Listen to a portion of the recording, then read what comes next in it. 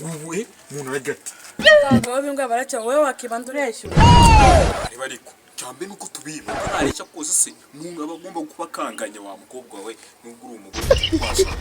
mbikubwira bundi kumva imeze n'umwana twaje n'udukoresho uresha nk'ikimonyo Jatari mbono cyane twabuvamo uyu bukene bwo burahari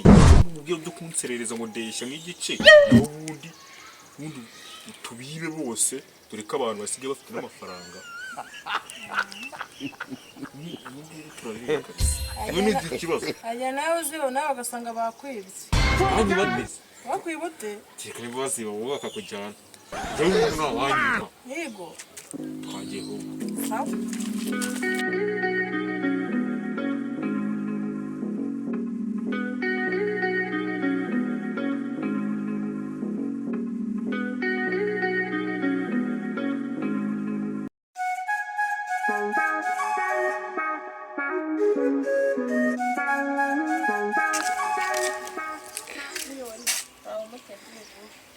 ese ko rari burishije cyandare nta kintu mboza n'umugabo wanjye turi kumwe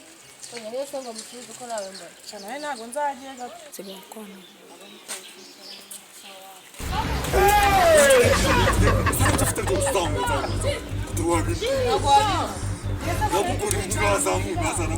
Tanyurangambaniye n'umugabo yamugiye kunyiba birababi uzamuriyo muri utari wabindi wakumvisha umugabo wawe ko ambwira ibiki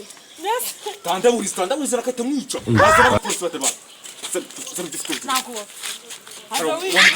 wamuguru mureze ibyo ufite byose wigenda nabamuhereza ibyiki yose mutwa twinshi ntabwo nzi ko wangambanye amagambo menshi muri ibyo ufite byose atakwiye reka ye zamura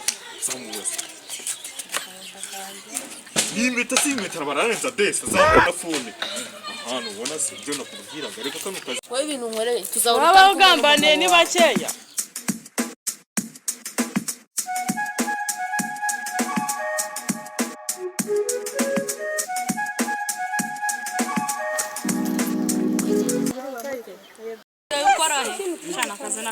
utambwira ko yisunganye na kiriya gisambo cyawe cy'umugabo kare umugabo wanjye ntabwo yakiba ahubwo kiriya kigabo cyawe ndiyemera nyine yesi nakwiba nka Valante iminsi nayo nakeye myinshi nawe uziba niyo nakiba ntabwo nageza irangegera y'umugabo